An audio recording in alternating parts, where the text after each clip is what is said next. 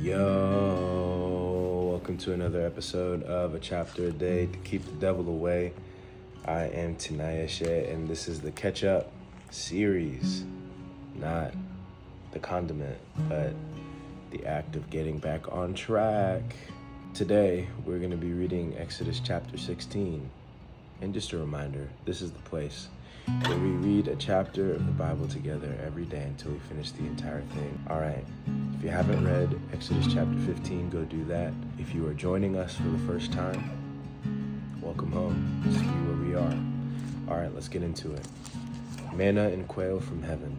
Then the whole community of Israel set out from Elim and journeyed into the wilderness of Sin, between Elim and Mount Sinai. They arrived there on the 15th day of the second month, 1 month after leaving the land of Egypt. There too, the whole community of Israel complained about Moses and Aaron. "If only the Lord had killed us back in Egypt," they moaned. "There we sat around pots filled with meat and ate all the bread we wanted. But now you have brought us into the wilderness to starve us all to death." Then the Lord said to Moses, "Look, I'm going to rain down food from heaven for you. Each day the people can go out and pick up as much food as they need for that day. I will test them in this to see whether or not they will follow my instructions. On the 6th day they will gather food, and when they prepare it, there will be twice as much as usual." So Moses and Aaron said to all the people of Israel, "By evening you will realize it was the Lord who brought you out of the land of Egypt. In the morning you will see the glory of the Lord, because he has heard your complaints, which are against him, not against us. What have we done that you should complain about us?" Then Moses added, "The Lord will give you meat to eat in the evening and bread to satisfy you in the morning, for he has heard all your complaints against him. What have we done? Yes, your complaints are against the Lord, not against us." Then Moses said to Aaron, "Announce this to the entire community of Israel. Present yourselves before the Lord, for he has heard your complaining." And as Aaron spoke to the whole community of Israel, they looked out toward the wilderness. There they could see the awesome glory of the Lord in the cloud. And the Lord said to Moses, "I have heard the Israelites' complaints. Now tell them, in the evening you will have meat to eat, and in the morning you will have all the bread you want. Then you will know that I am the Lord your God." That evening vast numbers of quail flew in and covered the camp. And the next morning the area around the camp was wet with dew. When the dew evaporated, a flaky substance as fine as frost blanketed the ground. The Israelites were puzzled when they saw it. "What is it?" they asked each other. They had no idea what it was. And Moses told them, "It is the food the Lord has given you to eat. These are the instructions. Each household should gather as much as it needs. Pick up 2 quarts for each person in your tent." So the people of Israel did as they were told. Some gathered a lot, some only a little. But when they measured it out, everyone had just enough. Those who gathered a lot had nothing left over, and those who gathered only a little had enough. Each family had just what it needed. Then Moses told them, "Do not keep any of it until morning." But some of them didn't listen and kept some of it until morning. But by then it was full of maggots and had a terrible smell. Moses was very angry with them. After this, the people gathered the food morning by morning, each family according to its need. And as the sun became hot, the flakes they had not picked up melted and disappeared. On the 6th day, they gathered twice as much as usual, 4 quarts for each person instead of 2. Then all the leaders of the community came and asked Moses for an explanation. He told them, "This is what the Lord has commanded.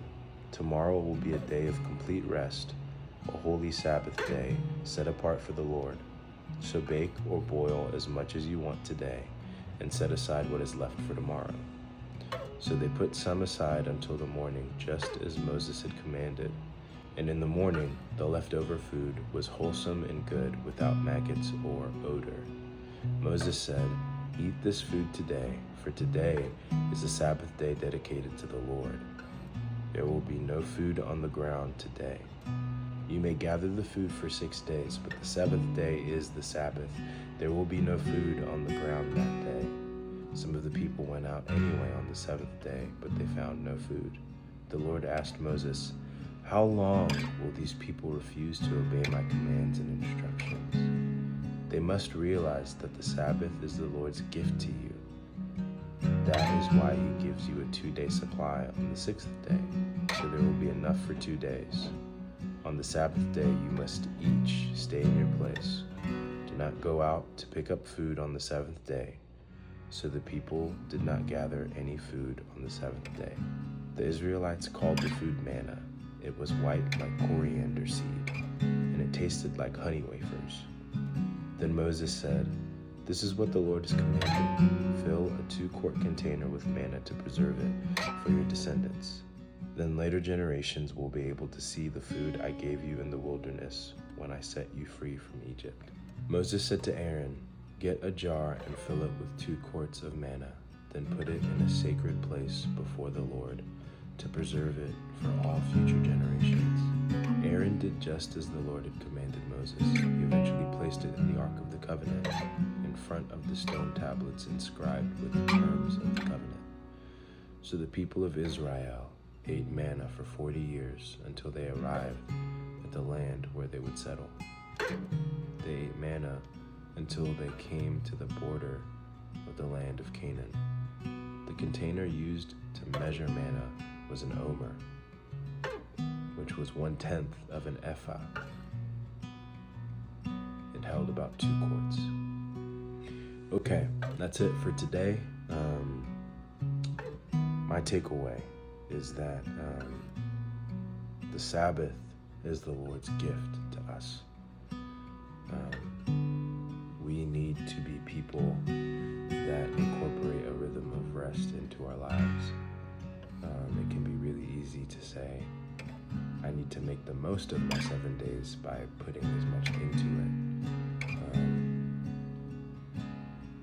But in reality, we actually get the most out of the 7 days when we're intentional about our rest, just as we are intentional about our productivity. So receive the gift of the Sabbath, whatever day that needs to be for you. Take out time to rest and spend time with your family to commune with the Lord. That rest is important and can make the other 6 days more productive than you thought they could be if you worked all 7. Somehow that's just the mystery of the Lord, and that is his way. And it works. Just gotta try to listen. I gotta try to listen. Especially when there's a ton of things that you want to get done, you want to accomplish in your life and want to accomplish for yourself. It can be easy to forget that the easiest or the best way to get that done is to actually be intentional about rest. Okay, that's all I got for today. I love you. Peace.